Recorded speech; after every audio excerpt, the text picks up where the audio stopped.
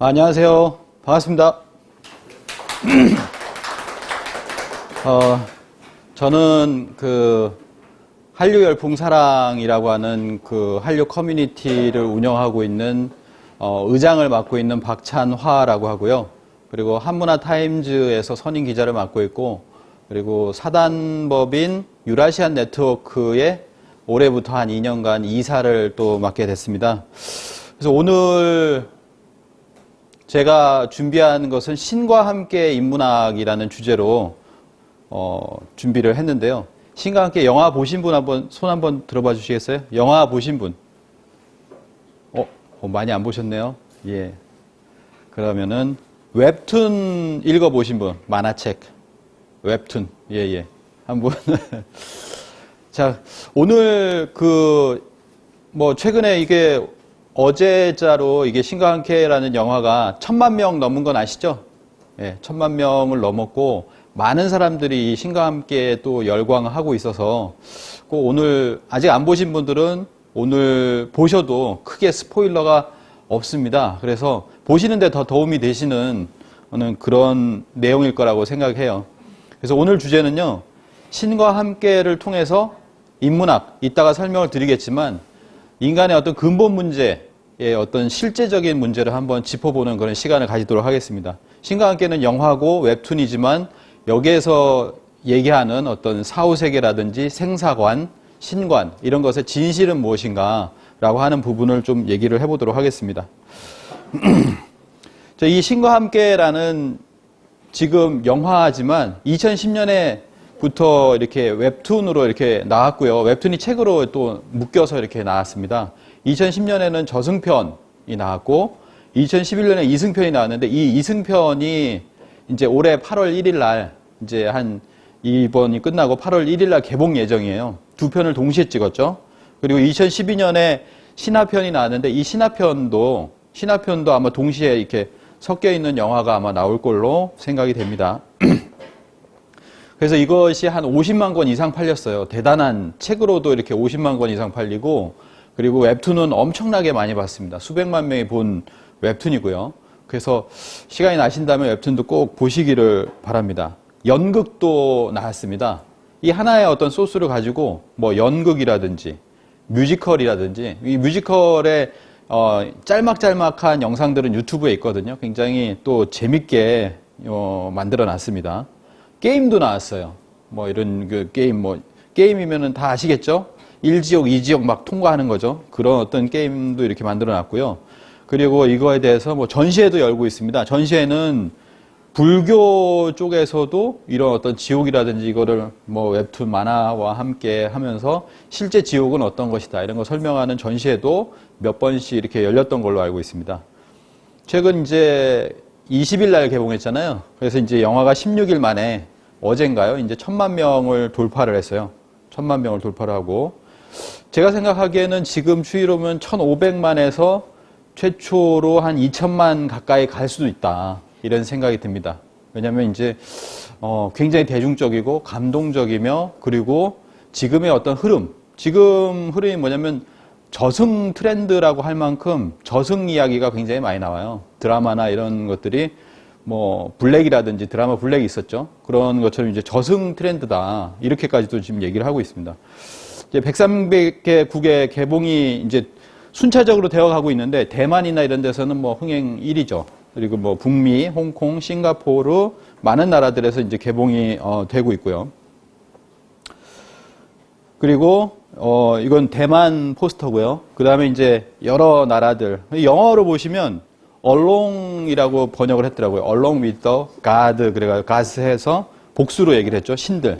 신들과 함께 이렇게 번역을 했습니다. 그래서 전 세계 한 100개국에서 지금 이 영화가 순차적으로 개봉이 되고 있다. 곧 다 개봉이 됩니다. 그러면은 사실은 한국의 어떤 저승, 사후세계, 신관에 관해서 접할 수 없었던 외국인들이 이런 세계관을 가지고 있구나라고 하는 것을 이걸 통해서 접할 수 있지 않을까 이런 생각이 듭니다. 예. 그래서 맨 처음은 뭐냐면 이 웹툰 영화까지 오게 된 이 웹툰은 어디에서 시작했냐라고 하면은 신화에서 시작을 합니다. 이 주호민이라는 웹툰 작가가 신화를 보고서 시작을 하는데요. 이 대부분의 모티브가 이게 제주도 신화다 이렇게 얘기를 해요.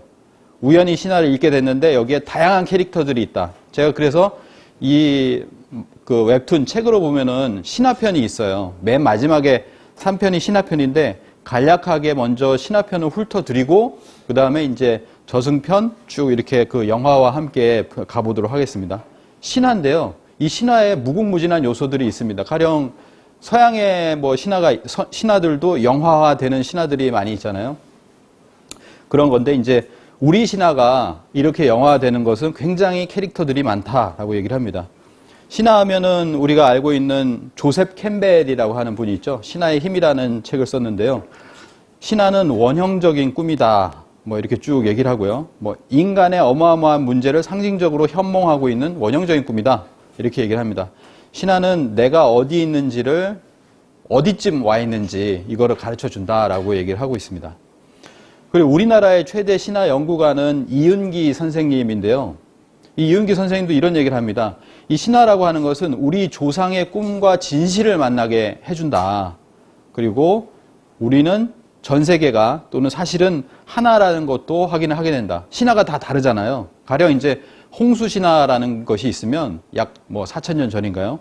홍수 신화가 있으면 노아의 홍수도 있고 이 동북아에서는 이제 9년 홍수라고 해서 비슷한 시기에 홍수가 있거든요. 한 20년에서 한 60년 정도 차이가 납니다. 그렇게 해서 전 세계적으로 이렇게 홍수 신화가 있다. 그러니까 세계가 하나였다라는 것을 보여주는 게 각기 조금씩 다른 어떤 홍수 신화를 가지고 있지만 하나라는 거죠. 그런 것처럼 우리가 지금 제주도 신화를 얘기하지만 이것이 전 세계와 하나 되는 공통적인 어떤 메시지가 있을 수 있다는 겁니다. 김용호 교수인데요. 이분은 어떤 인터뷰에서 이렇게 얘기를 했습니다.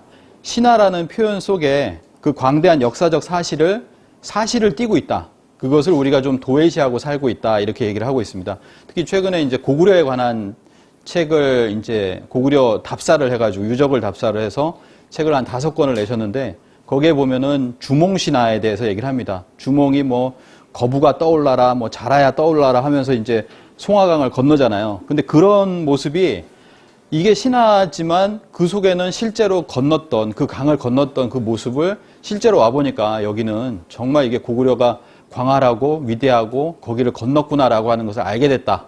이렇게 얘기를 하고 있습니다. 그래서 신화와 그 속에 담겨진 진실을 파악하는 것이 굉장히 중요하다라고 생각이 드는데요. 제주도의 신화에는 우리가 무엇을 여기서 이제 얘기를 할 수 있을까? 그 진실은 무엇일까?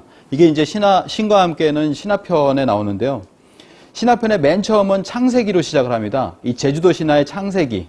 제주도는 이제 봄풀이라는 말을 쓰거든요. 근데 이 창세기 부분에서는 맨 처음에 나오는 창세 신이 있어요. 그분이 누구냐면 작게 써 있지만 거인신으로 나오는데 미륵이라고 합니다. 미륵 신화거든요. 미륵 신화가 먼저 나오는데 이 미륵 신앙에 관해서는 보시면 아시겠지만 우리나라에 이제 어느 방방곡곡 마을을 가도 전부 다 미륵불상 하나씩은 있죠.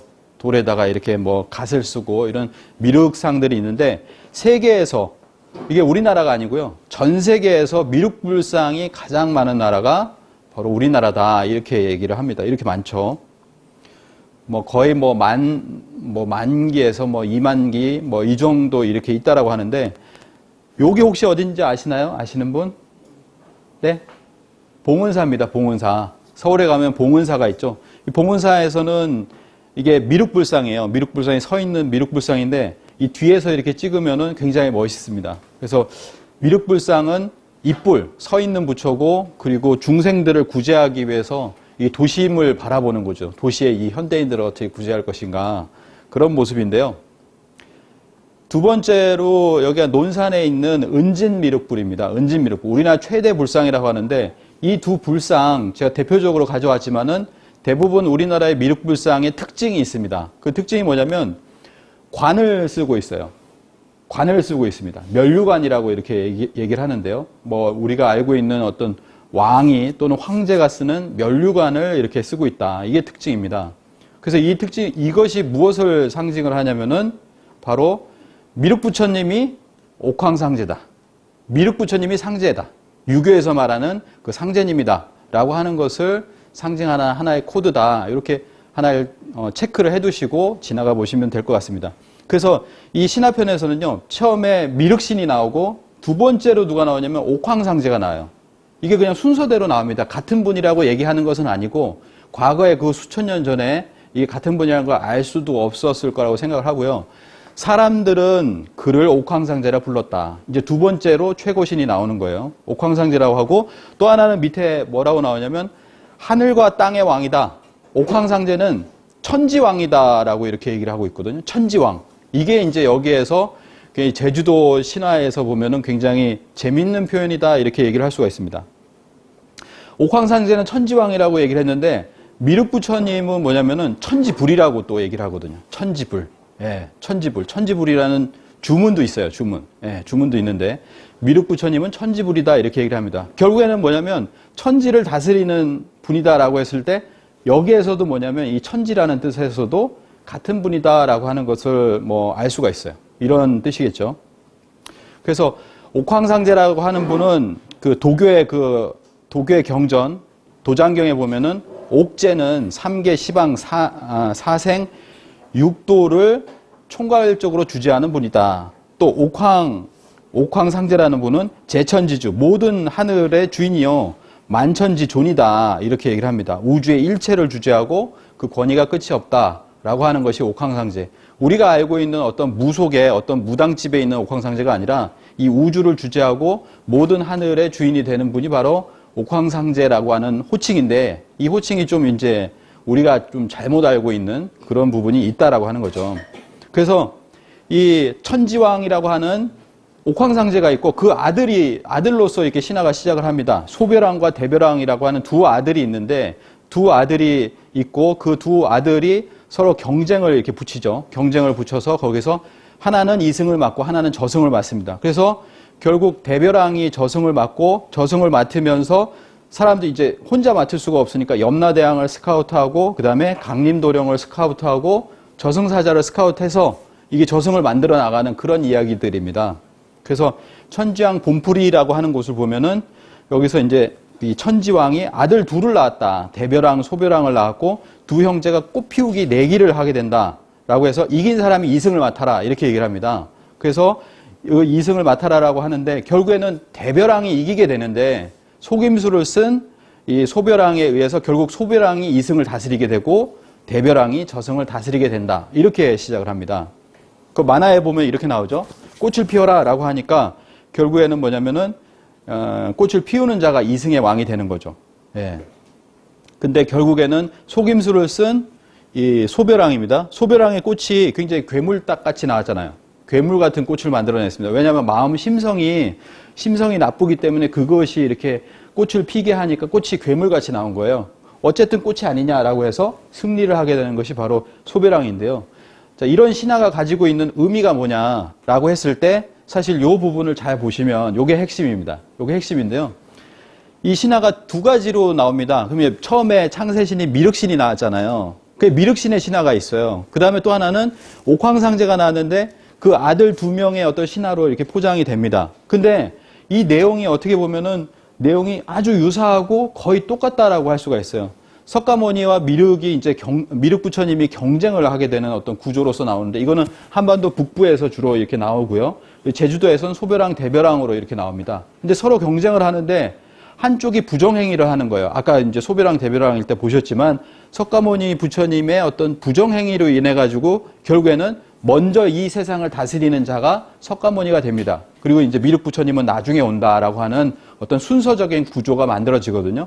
뒤에 보시면은 소별왕과 대별왕도 마찬가지로 이승을 먼저 맡는 것이 소별왕. 소별왕이 먼저 이 지구의 모든 어떤 일들을 맡고 나중에 이제 대별왕으로 이제 바뀌게 되는 구조인데 이 구조가 또 어디서 나오냐면 옥황상제에게 세배 드리는 이야기가 있습니다. 그러니까 12지지가 만들어지는 신화예요. 여기에 보시면은 옥황상제에게 세배하러 오라고 하니까 뒤에 있죠. 한번 보도록 하겠습니다. 최근에 이제 학술대회도 했어요. 석가와 미륵의 경쟁이라는 학술대회도 2011년에 이렇게 했는데 이 석가와 미륵부처님이 경쟁을 하는 이런 신화가 제주도를 비롯해서 한국, 몽골, 중국, 일본, 시베리아 등지에 광범위하게 퍼져 있는 신화다 이렇게 얘기합니다. 제가 오늘은 여기가 이제 증산도이기 때문에 증산도 도전을 좀 많이 인용을 할 거예요. 왜냐하면 이 도전을 인용하지 않으면 이 신과 함께가 해석이 안 되는 부분들이 많이 있어요. 이 저승에 관해서. 그래서 그런 부분을 좀 인용을 하겠습니다. 자, 격암유록이라는 건 많이 들어보셨을 거예요. 격암유록에 뭐라고 나오냐면 석가의 운은 3000년이다 이렇게 나옵니다. 석가지운 3000년. 미륵불이 출현컨만 유불선이 부패하여 아는 군자 누구인가 이렇게 나오고요. 도전해 보면 석가는 3000년 도수밖에 안 된다. 너는 5만 년 운수를 안 받을 거냐? 앞으로는 미륵존불의 세상이다. 그러니까 석가모니의 운수는 3000년인데 앞으로 미륵존불의 세상의 운수는 5만 년이다 이렇게 얘기를 하고 있습니다. 그래서 보시면은 자 이거 아시는 분도 계시겠지만 1960년대 우리는 북방불기를 쓰다가 남방불기로 바꿔버렸어요. 그 전까지는 쓰였던 흔적들은 대단히 많습니다. 그 중에 오늘은 시간이 없기 때문에 한 가지만 가져왔는데요. 고성 건봉사에 보면은 이런 기둥이 있는데 기둥에 보면 2955년 무진년이라고 나와요. 무진년은 아시겠지만 88 올림픽이 있었죠. 60년 앞으로 가면 1928년입니다. 근데 1928년이 2955년이라는 거예요. 그러면은 이 북방불기로 3000년은 언제냐? 그건 1974년. 73년인가요? 그때쯤 됩니다. 70년대 초반인데 3000년의 운이 다 했다라는 거죠. 근데 60년, 바로 10년 전쯤 해서 이걸 남방불기로 바꿔버리죠. 그래서 지금은 우리는 남방불기를 쓰고 있어서 뭐 조계종이라든지 여기 불기를 얘기하면 올해가 2563년입니다. 그렇지만 실제적으로는 언제냐? 바로 이제 실제로는 3045년이 되는 해가 올해라는 거죠. 그러니까 아까 얘기한 대로 뭐냐면은 석가의 3000년 운은 끝났다. 이게 이제 신화에서는 석가모니가 먼저 다스리는 세상이 오고 나중에 미륵부처님의 운이 온다라고 하는 그런 어떤 신화로 돼 있다라는 겁니다. 자, 이 신화가 이제 똑같은 것이 뭐냐면은 옥황상제에게 세배를 받기 위해서 12동물을 이렇게 불러 모으는데요. 소가 나는 느리니까 가장 먼저 가야지 하고 성실하게 가장 먼저 이렇게 일심으로 이렇게 갑니다. 소가 가는데 그것을 알고 난 쥐가, 영리한 쥐가 소의 뭐 뿔로도 얘기를 하고 소의 꼬리로도 얘기를 하는데 거기에 딱 이게 잡고 있다가 소가 1등을 할 찰나에 뛰어내려가지고 1등으로 이렇게 들어간다는 거죠. 결국 아까 석가와 미륵의 경쟁 또는 소벼랑과 대벼랑의 경쟁처럼 뭐가 일어났습니까? 부정행위가 일어났죠. 부정행위가 일어났는데 그렇게 해서 쥐가 1등이요, 소가 2등인 세상이 되었다라고 하는 겁니다. 자, 이게 뭐냐면 북방에 보면은 북방으로부터 배열을 하면은 쥐가 1등이라는 거예요. 쥐가 1등인 세상인데 소가 이제 2등이고요. 근데 소가 2등인데 이것이 뭐냐면 축미선이라고 해서 지금 우리가 지구 자전축이 기울어져 있는 세상, 이거 이제 뭐 선천 세상이라고 하죠. 지금 세상을 이렇게 이제 또 표현을 하고 그리고 뭐냐면 이것이 뭐냐면은 앞으로는 축이 들어설 수 있겠구나. 축이 들어설 수 있겠구나라고 하는 어떤 우주 변화를 암시하는 것이 바로 이 신화에 있다라고 하는 거죠. 그러니까 쥐가 먼저 들어섰지만 원래 그 바른 세상이 오기 위해서는 축이 들어서야 된다라고 하는 겁니다. 그래서 이것은 지축이 정립하는 상황을 얘기를 하는데 이것을 이제 같이 매칭을 시키자면 이 세상이 석가의 세상, 쉽게 얘기하면은 뭐 유불선 성자들의 세상이라고 한다면은 앞으로는 미륵 하생경에 보면 이렇게 얘기를 합니다. 사시가 조화된다.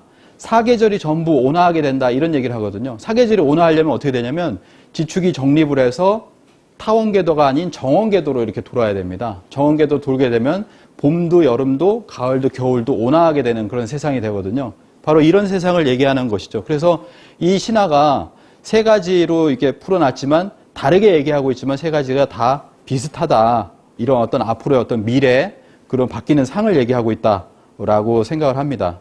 이런 거고요. 앞으로 오는 세상은 정역의 세상이라고 이제 360일의 세상이 온다라고 하는 것이죠.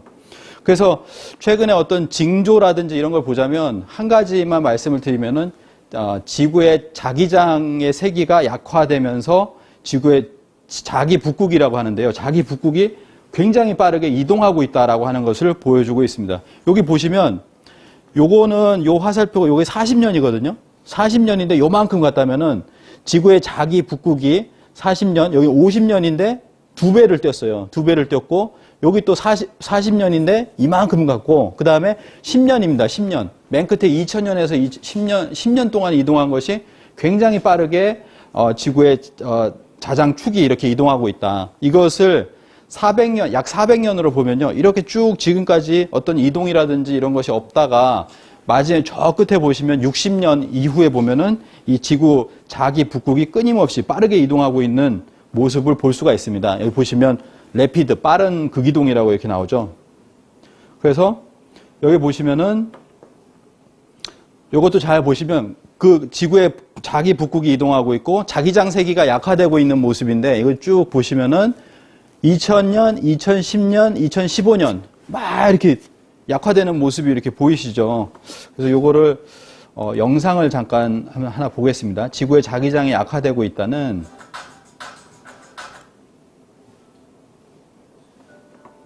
그런 영상인데요. 조금씩만 보도록 하겠습니다.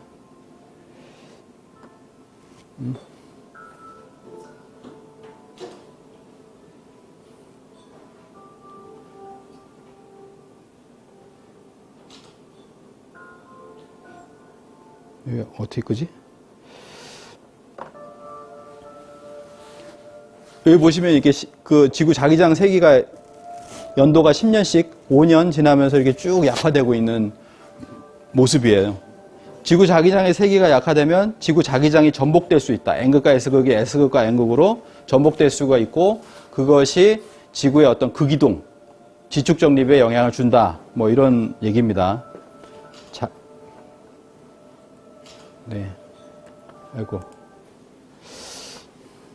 그래서 지금 보고 있는 신화, 우리가 제주도 신화라고 하지만 이것이 바로 우주 창세의 어떤 신화고 앞으로의 어떤 변화를 나타내는 신화다. 그래서 그 앞 세상을 다스렸던 사람은 이제 선천이라고 한다면 그 세상의 어떤 그 변화가 앞으로 바른 세상으로 변화하는 그런 어떤 개벽 신화를 담고 있다. 이렇게 얘기를 할 수가 있겠습니다. 그렇게 해서 이제 우주의 최고의 신인 옥황상제가 계시고 그리고 뭐가 있냐면은 최초의 인간이 있었다 이거죠. 이 최초의 인간이 저승에 도달했습니다. 저승에 도달한 사람인데 이 저승에 도달한 사람에게 이 옥황상제의 아들 중에 첫째 아들인 이제 대별왕이 와서 얘기를 하는 거죠. 죽은 자를 저승으로 인도할 안내자가 필요합니다. 여기서 먼저 이제 염라대왕을 갖다 캐스팅을 하는 거예요. 스카우트라고 이 염라대왕의 이 염라라는 사람인데 이 염라라는 사람이 이제 안내할 사람이 필요하다. 나 혼자 가지고는 안 된다. 그래서 안내하는 사람을 찾는 거죠. 이 위에 있는 사람이 만화에서 캐릭터는 염라대왕이고요. 염라대왕이고 염라대왕이 차사를 스카웃을 하는 겁니다. 그래서 이 사람이 이제 해원맥 역할을 하는 사람이고 해원맥이고 그다음에 해원맥이 차사를 하지만 아이도 차사라는 이 아이도 차사라는 조건이요. 이 아이가 누구냐면 바로 덕춘이라고 하는 이 여성 캐릭터죠. 그래서 두 아이가 차사가 됩니다. 차사가 되는 그런 과정이거든요. 그래서 이런 것이 어떻게 보면 이 영화의 백그라운드라고 할 수가 있습니다. 그래서 이 두 차사를 또 이렇게 스카웃을 하고 또 하나는 뭐냐면 저승사자가 된 강림도령 있죠? 우리 하정우 역할로 이렇게 나오는데 강림도령이 있습니다. 원래는 강림도령 신화는 여러 가지 버전이 있는데 그 중에 하나가 뭐냐면 그 중에 하나가 이쪽에 강감찬 장군이에요. 강감찬 장군의 부하로 강림도령이 있었는데 그 마을에서 어느 한 사람이 있었는데 두 아들이 그냥 한꺼번에 죽어버린 겁니다. 마을 사람이 두 아들이 갑자기 죽어버리니까 강감찬 장군이 왜 두 아들을 동시에 죽이냐, 이건 문제가 있다라고 해서 염라대왕을 데려와라 라고 얘기를 하거든요. 그래서 강림도령을 보내요. 강림도령을 보내서 염라대왕을 만나게 합니다. 그래서 염라대왕을 실제로 이렇게 모시고 와요. 모시고 오는 과정에서 그래서 염라대왕이 설명을 합니다. 이 두 아이가 죽었지만 이 사람들이 그 예전에 여러 사람들의 자식들을 많이 죽였다. 그러냐? 그러면 수긍한다. 뭐 이렇게 했거든요. 근데 그 사이에 염라대왕이 강감찬 장군에게 얘기를 합니다. 강림도령이라는 사람이 나를 이렇게 여기까지 데려오게 했는데 능력이 출중하다. 내가 데리고 가겠다. 이렇게 얘기를 하거든요. 근데 이미 죽어버렸어요. 강림도령이. 그래서 여기서 이제 강림도령이 저승차사가 되어서 이승에 와서 그 저승으로 데리고 가는 역할을 하는 것이 강림도령이 되었다. 라고 하는 것이 강감찬 신화에서도 이렇게 강감찬에 관한 이야기, 민담에서도 이렇게 내려오고 있습니다. 그렇게 해서 이제 강림도령 얘기가 나오고요. 그리고 강림도령의 어떤 신화, 이야기에서는 뭐가 나오냐면 이 강림차사가 사람들이 죽을 때가 되면 그 사람을 이렇게 데리러 오잖아요. 데리러 오는데 집에는 뭐가 있습니까? 성주신이 있고 부엌에는 조왕신이 있고 화장실에는 측신이 있고 문 앞에는 문왕신이 있고 다 막아서니까 집에 가택신들이 다 보호를 하니 내가 사람들을 데려올 수 없는 겁니다. 막는 거죠. 이게 바로 이승편의 주제입니다. 이승편의 주제. 그래서 8월 1일 날 보시는 이승편은 바로 가택신들과 저승사자의 어떤 대결 구도로 이렇게 돼 있는 것을 우리가 알 수가 있죠. 그래서 이 집안의 신들이 지켜주기 때문에 영혼을 잡아가는데 번거로움을 겪는다. 그렇기 때문에 뭐냐면은 지붕으로 들어간다는 거예요. 지붕으로. 여기서 약간 산타크로스 이런 느낌이 있어요. 그래가지고 지붕 상마루로 들어가서 죽은 자의 나이와 이름을 3번 부른다. 그래서 초혼, 2혼, 3혼 3번을 이렇게 부르면 혼이 빠져나옵니다. 그래서 혼을 데리고 가는 거죠. 그래서 이 편은 강림도령이 이제 가택신과 이게 대결하는 이런 편은 이제 2편으로서 이제 나중에 보게 되고요. 자, 이런 것을 구조로서 전체적인 구조로서 저승편과 이승편이 구성이 되어 있다는 것이고요. 여기 보시면은 이제 성주신, 조왕신, 부엌을 지키는 신, 측신, 그 다음에 그 외의 신들이 어떤 할아버지를 지키려고 하죠. 돌아가시지 못하게 이렇게 지키려고 하면서 대결하는 것이 아마 영화 보신 분은 아시겠지만 중간에 3번 정도 할아버지가 나오거든요. 아이와 할아버지가 있는데 그 할아버지는 이렇게 저승을 보잖아요. 뭐 왔다 갔다 하는 거를. 영화에서 이렇게 나오는데 그것이 바로 2편을 예고하는 것이죠. 그래서 웹툰을 안 보신 분들이 많기 때문에 이것도 애니메이션인데 이게 성주신입니다. 성주신은 뭐 이렇게 표현을 했네요. 성주신이 이제 마동석으로 마지막 끝부분에는 이제 예고편으로서 마동석이 나오는데 뭐 더 재밌을 거다 이런 얘기들을 이제 많이 하고 있습니다. 네, 여기까지 해서 이제 신화편을 쭉 봤는데요. 신화편을 쭉 보고 결국에는 마지막에 캐스팅된 사람 2사람하고 강림도령하고 해서 3명이 주인공으로서 이제 영화가 이제 시작되는 것이죠. 네. 이제 영화 시작이네요. 예. 네. 자, 시작을 하면 이 영화의 주제는 죽음이라고 볼 수 있습니다. 죽음, 죄와 벌, 결국에는 효도 문제로 가지만은 많은 사람들이 죽음에 대해서 생각을 합니다. 인생의 어떤 근본 문제죠. 삼성의 이병철 회장도 죽기 한 달 전에 24가지 질문을 했는데요. 대부분이 이 죽음과 사후세계에 관한 어떤 자신이 이렇게 맞닥뜨려 있는 그런 부분인데 영혼이란 무엇인가? 인간은 죽은 후에 영혼은 죽지 않고 천국이나 지옥을 간다는데 어떻게 믿을 수 있나? 이분이 아마 이 당시에 아마 카톨릭이었던 것 같아요. 그래서 그런 부분이 있고요. 신의 존재를 어떻게 증명할 수 있나? 신이 인간을 사랑한다면 왜 고통과 불행을 주는 것인가? 왜 이런 거죠. 그리고 라디오스타에 나와서 박진영도 얘기를 했잖아요. 정말 죽으면 끝이냐? 이런 거에 대한 의문을 던지고 지금도 자신이 일주일에 하루는 비워가지고 매일 경전 공부를 한다. 성경부터 해가지고 이때 제가 이제 놀랐던 거는 박진영이 증산도 도전까지도 불경, 이슬람, 코란, 증산도 도전 이런 것들을 읽고 있습니다. 라고 얘기를 하더라고요. 그래서 제가 깜짝 놀랐죠. 그래서 이 신과 함께 인문학이라고 하는 오늘 강좌가 필요한 이유는 뭐냐면 인문학이라고 하는 것은 인간과 인간의 근원 문제를 다루는 학문이다. 이렇게 생각을 합니다. 언어, 문학, 예술, 철학, 역사 여러 가지를 다루지만 궁극에는 왜 인문학을 할까라고 생각하면 나를 위해서 결국에는 모든 사람들을 행복하게 하기 위한 것이고 이 근원 문제를 제대로 안다면은 이 해답을 얻게 되면 가령 이 영화를 보면은 어떻게 되냐면 최소한 그날만큼은 어머니께 연락해야겠다. 효도해야 되겠다. 이런 생각을 하고 나온대요. 하고 나오고 눈물 한번 흘렸으니까. 그래서 이런 것처럼 인문학이라고 하는 것도 근원 문제에 대해서 우리가 생각하게 하고 행동하게 하는 것이 인문학이 아닌가라고 생각을 하고요. 그래서 오늘 말씀을 드리는 이 죽음, 실체라고 볼 수도 있고 진실이라고 볼 수도 있는데 이런 부분에 관해서 한번 같이 생각을 해봤으면 좋겠다. 죽음학회라는 거 들어보셨나요? 한국 죽음학회가 있어요. 한 10년도 더 됐습니다. 거기에 이제 이화여대 한국학과 최준식 교수님이 학회장으로 있는데 이분 책을 제가 최근에 샀어요. 예. 한국 사자에서라고 이분도 죽음을 많이 연구하시고 가지고 그래서 그 책도 좀 보고 반영을 했습니다. 죽음과 삶은 둘이 아니기 때문에 진짜 제대로 된 삶을 살려면 죽음을 알아야 된다. 죽음을 모르면 이 세상을 제대로 살 수 없다라는 얘기죠. 그리고 죽음을 외면하지 말고 죽음에 대한 수행과 명상을 지속해서 삶의 매 순간 깨어 있어라. 이렇게 얘기하시는 분도 계시고요. 처음에 첫 부분은 예고편에도 나오잖아요. 제가 이제 영상을 이용할 수가 없지 않습니까? 그래서 뭐 영상은 얘기할 수 없지만 예고편에 나오는 것만 보면 처음 죽어봐서 그래. 괜찮아. 이렇게 얘기를 하면 처음 죽어봤다. 많은 사람들이 이제 죽음을 맞닥뜨리면 처음 죽는 겁니다. 그렇지만 이제 여러 번 죽음을 경험한 사람들이 있어요. 그 경험한 사람들에 의해서 우리가 조금이라도 더 알게 되는 것 같습니다.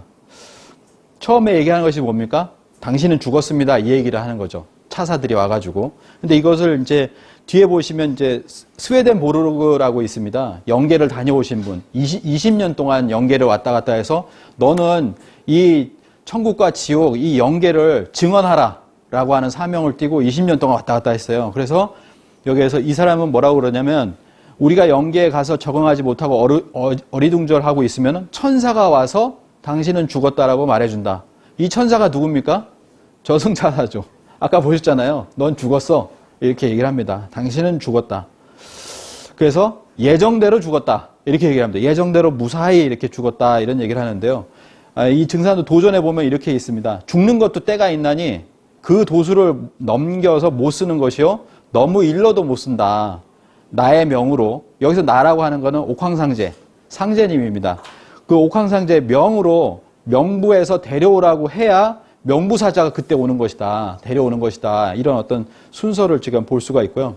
그래서 우리가 여행을 갈 때 보면 타국이잖아요. 타국으로 갈 때 여행의 필수품도 막 준비를 합니다. 준비 없이 가는 여행은 거의 없죠. 근데 우리가 죽었을 때를 뭐라고 합니까? 타계했다 그러잖아요. 다른 세상으로 가는 거예요.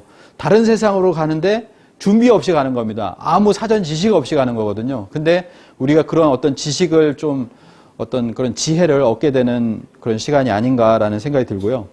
그래서 먼저 그 정보를 어디서 얻을 수 있냐면 죽음 이후를 다녀온 사람들에 의해서 얻을 수 있다는 거죠. 최준식 교수는 이렇게 얘기를 합니다. 사후세계가 존재한다는 유력한 증거는 무엇이냐.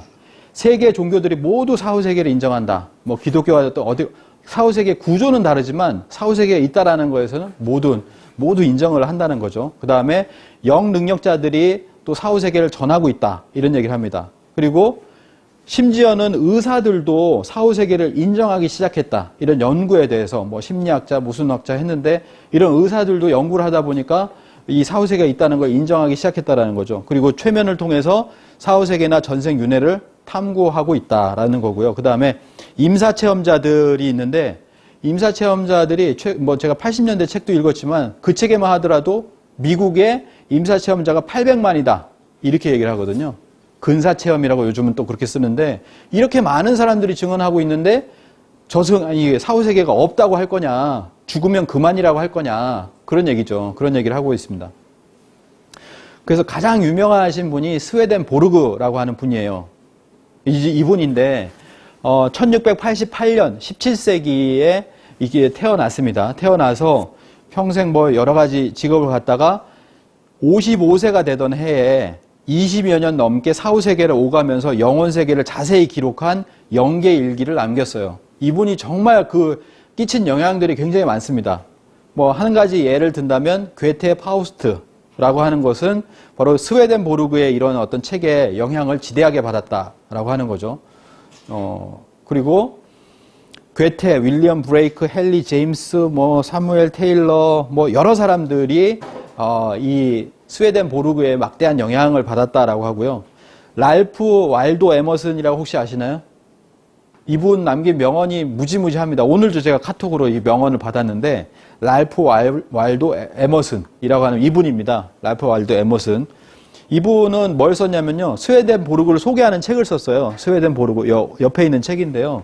스웨덴 보르그 오알 더 미스틱이라는 책을 썼는데 여기에 보면은 평범한 학자들로서는 도저히 평가할 수 없는 거성이다. 스웨덴 보르그가 이렇게 얘기를 했습니다. 그리고 두 번째가 지금 제가 나눠드린 이 천상법정 이야기의 여주 선생입니다. 여주 선생. 이 여조 선생은 1900년, 20세기 초반 인물이에요. 20세기 초반 인물인데 이분이 4, 5년 동안 저승에 가서 재판을 한 분입니다. 저승에서 가서 재판을 했다는 거죠. 예, 재판하는 어떤 뭐 그런 판관이었어요. 판관.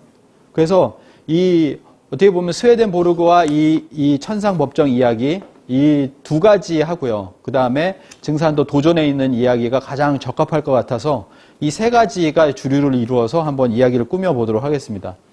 이거는 도전에 있는 내용인데요. 명부의 부름을 받아 명부책을 정리한 백봉남. 이 백봉남의 부인이 바로 강야모 선생이라는 분인데 이분의 증언에 의해서 이렇게 나오게 됐습니다. 이 백봉남이라는 분이 울산 두서면, 그러니까 우리나라도 좀 있어야 되잖아요. 아까 이게 중국이잖아요. 중국도 있고 서양도 있는데 우리나라에서는 울산군 두서면 서기와 함께 일주일을 기약하고 엿새째 명부전에서 명부책을 정리하면서 일을 하던 중에 이때는 뭐냐면 보통 우리가 알고 있는 이제 문을 잠가 놓고 이제 몸은 여기 있는데 영이 떠나 있는 상태입니다. 근데 아내가 막 찾아와서 문을 두들기는 거예요. 며칠째 이렇게 기척이 없으니까 문이 열리려고 하니까 그때 상제님께서 오시어 너 집에 큰일 났다 빨리 돌아가야겠다 라고 해서 왼쪽 눈을 콱 찌르니까 부인이 울며 방을 이렇게 들어들 때 복남이 자리에서 일어났다라고 하는 재밌는 일화가 있습니다.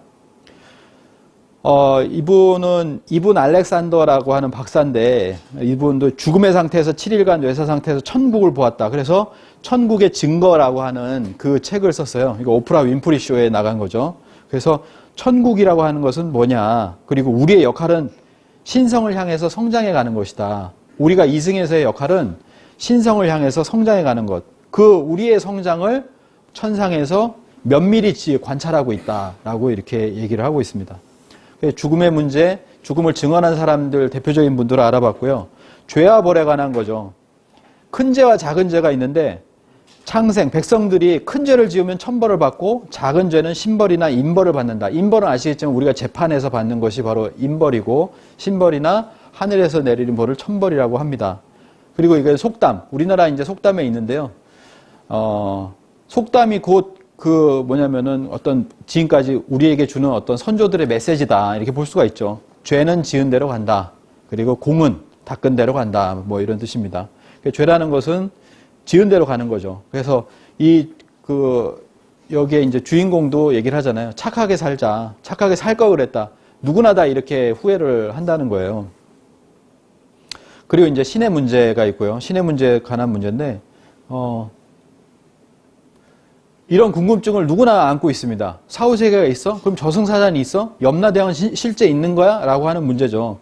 이거는 무속의 신인가? 이 영화의 주제는 무속의 신인가? 아니면 불교의 사후관인가? 이런 것을 이제 물을 수 있습니다. 그리고 기사들 나오는 것도 이거는 불교의 사후관이야? 무속의 신이야? 이런 식으로 얘기를 하는데 실제로 무엇인가 이걸 한번 알아보도록 하겠습니다. 한국의 신과는 오래전부터 우리는 신과 함께 했다라는 거죠. 최준식 교수의 책인데요. 한국의 신기라는 책을 보면 이렇게 얘기를 합니다. 모든 종교가 성공하는 나라, 대한민국. 이렇게 기독교, 천주교 500만, 불교 불교 1000만인가요? 불교의 나라고 유교의 나라면서 그 다음에 기독교의 나라, 천주교의 나라가 바로 우리나라죠. 예, 모든 종교의 나라입니다. 모든 종교가 성행하는. 미스터리다 이렇게 얘기를 합니다. 10대 종교 중에 대형 교회가 7개가 있다. 이런 얘기도 하고. 누구나 다 얘기를 하는데요. 이렇게 사진작가, 굉장히 유명한 사진작가가 와서도 이렇게 얘기를 합니다. 한국에서는 많은 신들이 있고, 이게 직접 찍은 사진이에요. 전부 다 찍은 겁니다. 우리나라에서 찍은 종교 사진들인데, 많은 신들이 있고, 불교나 카톨릭이나 기독교인이면서 무속신앙을 동시에 갖고 있는 것이 신기하다. 수많은 종교가 한 국가에서 어떻게 공존하고 평화롭게 유지될 수가 있는가라고 하는 것을 얘기를 하고 있습니다. 이 모든 종교가 성공하고 수렴될 수 있는 정신, 그것이 무엇인가 과연. 우리는 원래 신의 나라였다는 거예요. 우리 자체가. 신시, 삼국유사에 보면은 이 배달국의 환웅천왕 시기가 바로 이 신시인데요. 신시가 있었고 그리고 그때가 환웅천왕의 시기였다라는 얘기를 하잖아요. 이거 그냥 이렇게 잘 넘어가실 수도 있는데 신의 나라였다는 거예요. 신의 나라. 신의 국가였고 신의 도시였다라고 하는 겁니다. 입도신시요, 국칭, 배달의 민족이다. 이렇게 얘기를 하고요. 그 신시의 그 종교를 우리가 규정하자면 신교라고 할 수밖에 없다. 이렇게 얘기를 합니다. 신의 종교. 아이고, 넘어가겠습니다. 12,000년 전에 이런 그 돌이에요. 그러니까 우리가 지금까지 알고 있는 그것만 가지고는 이 세상을, 그러니까 어떻게 보면 알 수가 없다는 거죠. 이 기둥도 세워져 있을 거라고 생각을 합니다. 12,000년 전에 레바논이거든요. 레바논이고 12,000년 전에 만자가 있었어요. 불교가 3,000년 전에 들어오기 이전부터 우리는 불교의 상징으로 알고 있지만 12,000년 전에 이거는 어떻게 해석을 할 거냐라고 하는 거죠. 우리가 알고 있는 것도 불교가 어디선가 채택을 한 걸 것이다. 이렇게 얘기할 수 있다라는 겁니다. 그래서 신교라고 하는 것은 이신설교라는 말에서 나왔고요. 그래서 뭐 이신설교니 이신신교, 시교, 이삼신설교라고 하는 말이 있습니다. 예, 뭐 여러 단군세기, 태백일사 등에 있는데요. 주역에는 보면 성인이 신도로서 가르침을 베풀었다라는 내용이 나오거든요. 여기서 성인은, 주역에 나오는 성인은 아마 단군이라고 생각이 되는데요. 그런 단군과 같은 우리나라의 성인이 이렇게 신도로서 가르침을 베풀었다라고 하고, 이것은 19세기에 나왔던 무당내력이라는 글인데요. 무당내력에 보면 단군, 이설, 신교라고 나오잖아요. 여기는 이제 신교가 붙어 있죠. 그래서 단군은 신교를 설파하고 베풀었다라고 하는 그런 내용이 나옵니다. 그러니까 우리가 유불선이 들어오기 전에는 무엇을 믿었느냐? 그게 이제 신교라고 얘기할 수 있다는 거죠. 그걸 우리가 교과서에서는 뭐라고 배웠냐면, 고은 최치원 선생이 나라에 현묘한 도가 있으니 이걸 풍류라고 한다. 이것은 유불선을 모두 포함하고 있다. 이렇게 얘기를 하고 있습니다.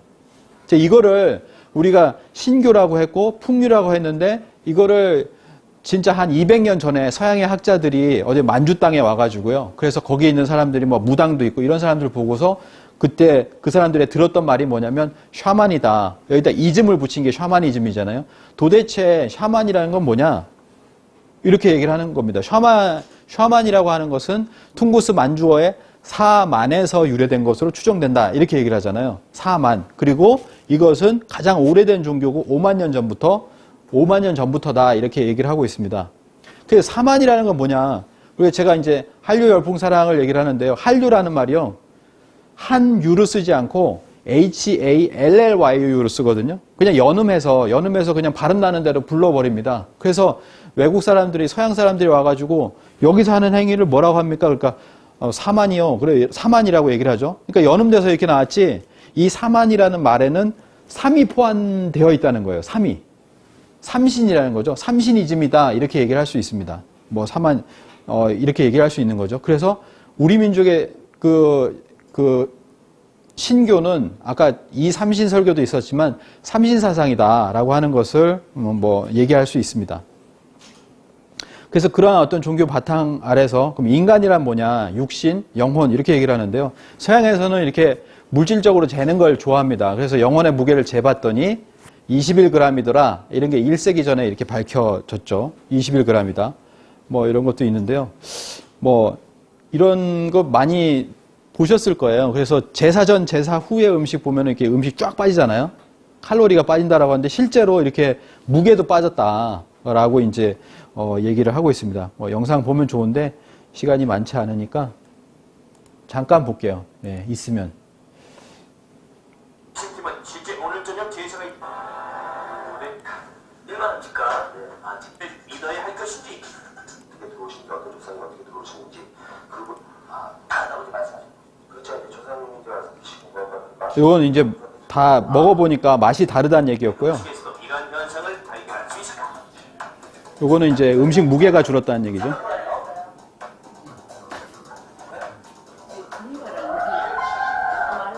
예? 그랬을 수도 있죠. 예. 음식의 무게는 적게는 20g에서 많게는 40g까지 모두 줄어 있었다. 지금 저희가 드는 게 장난이 아닙니다. 장난이. 도대체 음식의 무게는 어디로 사라진 것일까? 정말 네. 그래서 뭐 여기서는 뭐냐면 맛이 달랐다. 맛이 텁텁하고 뭔가 맛이 달랐다라는 얘기를 공통적으로 다들 하고요. 그 다음에 무게가 바뀌었다. 뭐 이런 얘기들을 하고 있습니다. 그래서 뭔가 영혼이 있는 것인가 이거에 대해서 의문점을 많이 가지고 있는데, 아까 말씀드린 대로 임사체험을 한 사람이 미국만 해도 800만이다. 이렇게 이제 얘기를 하는 거죠. 800만. 예. 800만. 옛날 책에 지금은 더 많을 수도 있어요. 닥터 스트레인지라고 혹시 영화 보셨나요? 이 영화 한 편 중간을 한번 보도록 하겠습니다.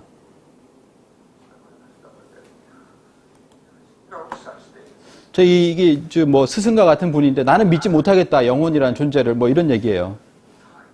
그래서 그거를 체험시켜 주는 겁니다. 이 스승이.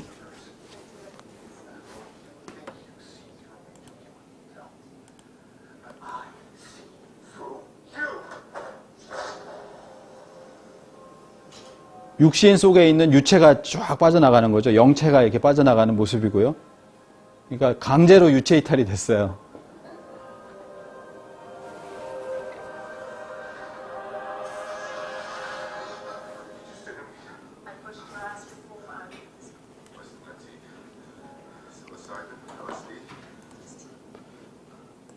이 장면이 나오기 전에 뭐가 있었냐면 처음에는 책을 소개를 해줍니다. 고대의 어떤 지혜가 담긴 책을 소개를 해주는데 책을 안 읽죠. 그러니까 이게 체험을 시켜주는 거예요. 이렇게 탁 쳐가지고 실제로 어떤 그 신도 체험이라고 할까요? 그런 체험을 시켜주니까 이 사람이 이제 각성을 하게 되는. 그래서 사실은 뭐 여기 오신 분들 계시면 실제 수행을 해서 체험을 하시면 더 많은 것을 뭐 인정한다든지 각성을 하실 수 있다. 이런 생각이 듭니다. 뭐 이런 것들이 많고요. 이것도 보면 자동차 사고가 나고 실제로 이렇게 찍은 사진이에요. 여기 보시면 트럭 운전사가 사고가 나니까 나와서 이제 찍었는데 갑자기 뭐 이렇게 올라가는 이렇게 뭐 그런 영혼이 있었죠. 그거를 이렇게 찍은 최근 사진입니다. 작년 2016년 사진이고요. 그래서 이 죽음이라는 건 뭐냐, 어떻게 연결되어 있는 것이냐 굉장히 궁금해 하시는 분들이 많은데 육체가 있고 유체가 있습니다. 지금까지 봐왔던 것이 유체가 있잖아요. 근데 그게 연결되어 있다는 거예요. 이게 뭐냐면은 혼줄이라고 합니다. 에스트랄 코드라고 하는데 죽음이라고 하는 것은 육체와 영혼을 연결하는 혼줄이 끊어지는 거다. 이렇게 얘기를 합니다. 그래서 우리가 삶이라고 하는 거와 죽음이 똑같이 뭔가 줄이 끊어지는 것인데요. 사람이 태어날 때는 탯줄을 끊고 태어나고 그리고 죽을 때는 혼줄이 끊어져서 죽게 되는 것이다. 실제적으로는 뭐 여러 가지 병에 걸려서 죽지만 죽으면은 혼줄이 끊어져서 그 혼이 떠나가는 것이죠. 그래서 보시면은 사람이 죽게 되면 사람은 혼과 넋이 있어. 혼은 하늘로 올라가서 신이 되고 4대 동안 제사를 받다가 영도 되고 선도 되고 또는 윤회를 해갑니다. 근데 넋은 땅으로 이렇게 흩어져서 4대가 되면 귀가 된다. 그래서 귀하고 신을 합하는 것은 이제 음양적인 용어로서 우리가 귀신이라는 말을 쓰는 것이고 그리고 인간과 반대되는 말로서는 신명이다.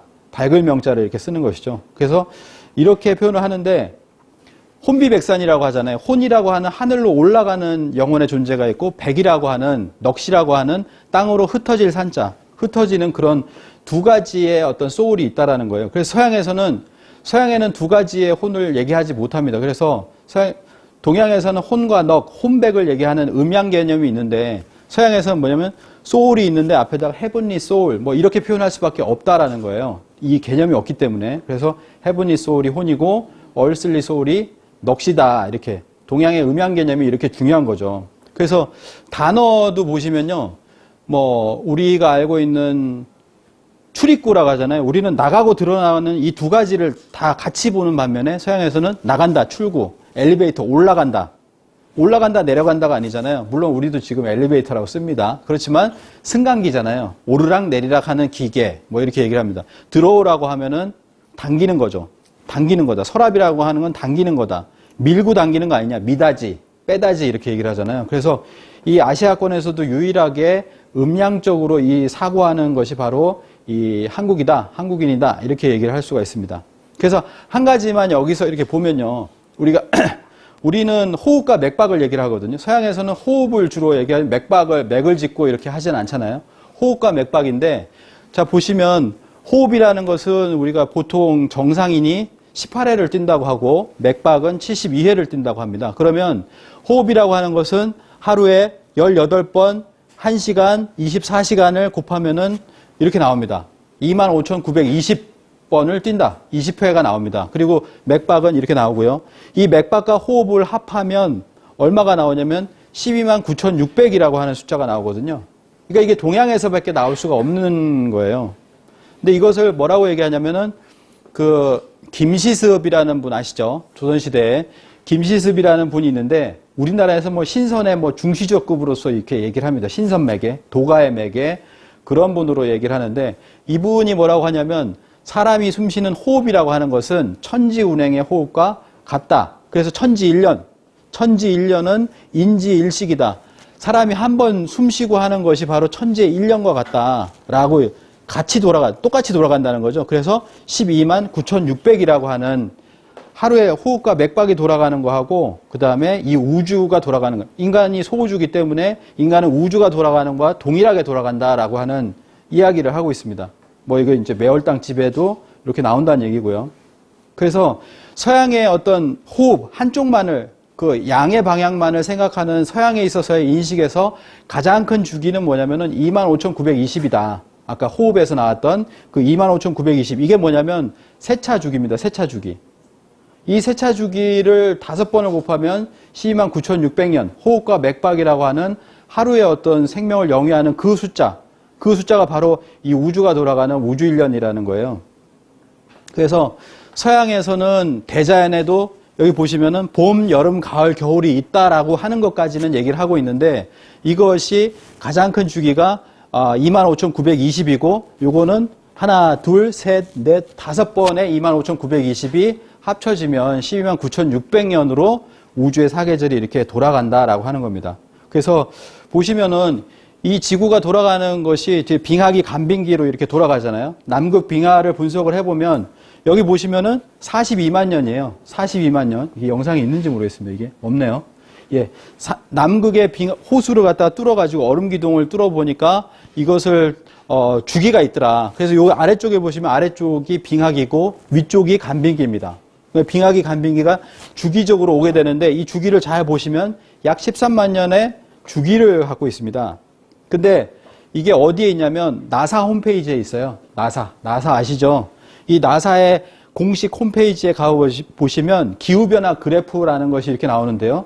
이 기후변화 그래프에도 아까 보셨던 이 42만 년 동안의 주기가 나옵니다. 그래서 이 주기의 요 끝이 뭐냐면은 지금의 우주의 여름 끝, 여름식이고요. 이 밑에가 빙하기입니다. 밑에가 빙하기고, 이게 지금 현재가 여기라면 요 앞부분에 약 12만 9,600, 12만 뭐 요즘에 한 5,000년 이렇게 얘기하는데, 여기에 이제 간빙기에 가장 뜨거웠던 시기고, 지금이 가장 뜨거운 시기이기 때문에 여기 올려놨어요. 이렇게. 지금 한 1950년부터 지금까지 한 60년간 이렇게 뜨거워지고 있다. 이 주기조차도 벗어나고 있다라고 얘기를 하는데, 사실은 가장 여기서 이제 포인트는 뭐냐면 나사에서도 이 주기를 인정하고 있다는 거예요. 주기. 이 우주일년이라고 하는 빙하기 간빙기의 주기를 이렇게 공식 홈페이지에 놔놓고서 주기성을 먼저 얘기를 하고 있다라는 겁니다. 그 주기성조차도 벗어나게 지금 뜨겁다라는 얘기를 하고 있는 건데, 뭐 이런 것들은 많죠. 뭐 12만 년 이상, 이게 2013년인데 이때도 12만 년 만에 가장 뜨겁다라는 얘기를 이렇게 하고 있습니다. 이런 주기가 없으면 서양에 아까 보셨던 서양의 약 2만 6천 년의 주기로서는 지금의 어떤 지구온난화 현상을 설명할 수가 없다라고 하는 거예요. 그래서 꼭 이 우주일년이라고 하는 것 꼭 알아보시기를 바랍니다. 그래서 아까 보셨던 이 우주일년의 주기에서 약 5만 년 전에 가장 먼저 나왔던 인간의 어떤 그 정신을 지배하는 어떤 종교가 뭐였냐, 원시 종교가 뭐였냐, 샤머니즘, 신교라는 거죠. 신교가 있었다라고 하는 것을 얘기를 하는 겁니다. 여기서 보시면은 쭉 12만 9,600년에서 이 창세기, 선천개벽이라는 개벽신화를 통해 가지고 이때부터 지금까지를 지배해왔던 것이 바로 신교고, 그것이 최근에 수천 년 전에 이제 유불선이 나오면서 그 제2의 신교, 제3의 신교로 이렇게 가고 있다라는 겁니다. 그래서 신교라는 것이 결국 뭐냐면 죽음 이후를 가장 잘 아는 민족이다, 우리 민족이. 죽음 이후에 대한 인식과 관련된 전통, 그것이 한국 문화의 장점이라는 거예요. 그래서 뭐 돌아가셨다라고 하는 표현이 있잖아요. 뭐 옛날에 시도 있었습니다. 천상병 씨의 시도 있었는데 하늘로 돌아간다라고 했을 때 이 하늘이 어디냐라고 했을 때 이제 한민족은 북두칠성이라고 얘기를 합니다. 사람은 칠성의 기운을 받아서 태어나고 죽으면 다시 북두칠성으로 돌아간다, 이런 얘기를 합니다. 이 북두칠성을 보면 7개의 별이 있고 7개의 별이 있습니다. 북두칠성인데 북두구진이라고 부릅니다. 왜냐하면 보이지 않는 별이 2개가 있어요. 자미제군, 고상옥황이라고 하는 2개의 별이 있습니다. 그래서 이 한민족은 이 고상옥황이라는 곳에 옥황상제가 살고 계시다. 하느님이 살고 계시다라고 이렇게 여겼다라고 하는 거죠. 여기죠. 그래서 이 하느님이 살고 계신 이 칠성이라는 별자리로 돌아간다. 내가 돌아간다. 돌아가기 위해서 뭘 합니까? 칠성판을 깝니다. 칠성판을 밑에 깔고 그 다음에 사람이 이 위에 눕고 그 사람과 이렇게 묶어버리는 거죠. 이렇게 묶어버리는 게 결국 일어나게 되면 등지는 거거든요. 등에 칠성을 업고 그 북망산천으로 이렇게 돌아간다. 뭐 이런 어떤 사상을 가지고 있었습니다. 그게 칠성판이라고 하고요. 그리고 뭐 아주 큰 칠성이 있죠. 뭐 고구려 벽화에 보면은 여기 보이시죠? 칠성. 이렇게 칠성이 있습니다. 이게 중국의 연길이라든지 이런 데 제가 갔을 때 깜짝 놀란 건 그때 그 밤에 별을 보니까요.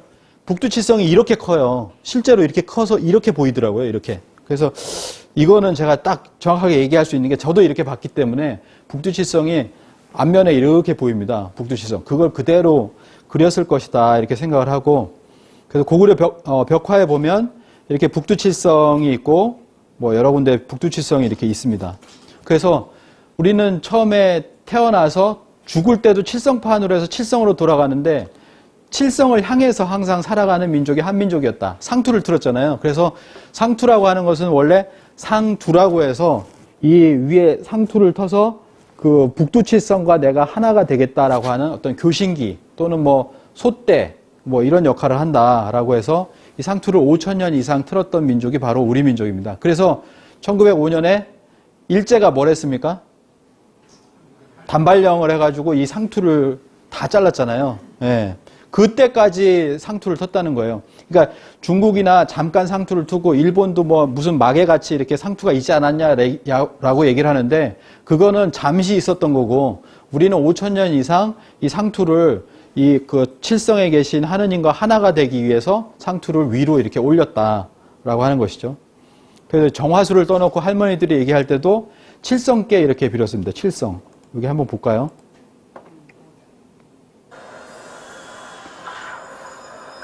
도깨비 드라마 보신 분 많으실 거예요. 도깨비 보면은 이 삼신과 칠성을 그려놓고 있거든요.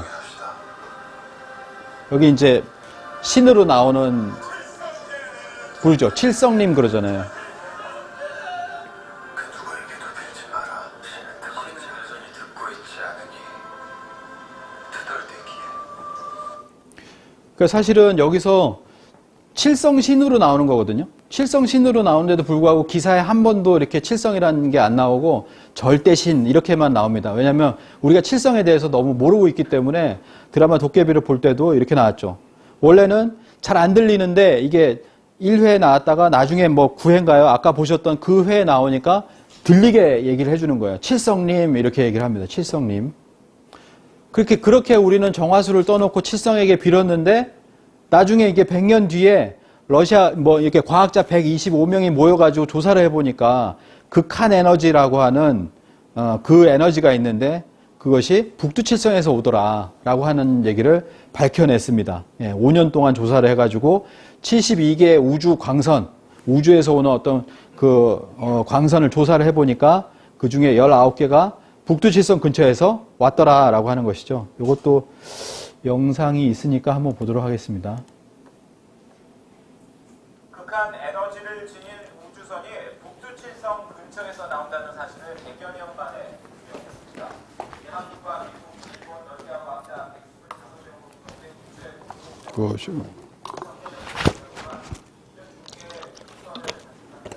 125명의 우주에 됐어요. 우주선은 우주에서 지구로 떨어지는 모든 입자를 뜻하며 이 가운데 일부는 인간이 측정할 수 있는 최대 크기의 에너지인 극한 에너지를 지닙니다. 자, 이걸 보시면 우리는 정화수를 떠놓고 빌었던 대상이 명확했다, 정확했다라고 볼 수가 있거든요. 그 칠성에게 비니까 칠성에서 에너지가 이렇게 오는 것을 이제 규명을 해줬다라고 할 수 있는 겁니다. 그리고 이제 북두칠성, 이제 북극성이 있고요. 이 북두칠성을 갖다가 어떻게 보면은 운전하고 있는 그 자리에 있는 분이 바로 북극성에 해당되는 분인데 테일신이다 이렇게 얘기를 합니다. 이게 불가의 그 칠성각에 가 보시면은 불교는 이상한데 신교에 그거를 접합을 시켜서 거의 칠성각, 삼신각 이런 게 있잖아요. 칠성각에 칠성도가 있는데 7칠성이 있고 중앙에 있는 분이 가장 최고 신이겠죠. 그분이 바로 치성광열애다 이렇게 얘기를 합니다. 치성광열애라고 얘기하는데 이 치성광열애가 바로 북극성에 해당되는 분이다라고 하는 거죠. 그래서 보통 이렇게 표현을 합니다. 북두칠성이 봄, 여름, 가을, 겨울로 돌고 있는 이 상이 만자일 것이다. 뭐 이렇게도 이제 얘기를 할 수가 있는 거죠. 꼭 이거라고 규정을 할 수는 없지만 이 보시면은 8,000년 전의 만자예요. 8,000년 전의 만자인데 이런 것도 이제 북두칠성, 북극성과도 관련이 있다. 이렇게 볼 수가 있죠. 그 칠성신앙이 있었고 77에 49 그래서 이 영화의 그 기본적인 주제가 49일 동안이잖아요. 49일 동안 7번의 재판을 받는 겁니다. 그래서 77에 49 칠수신앙이죠.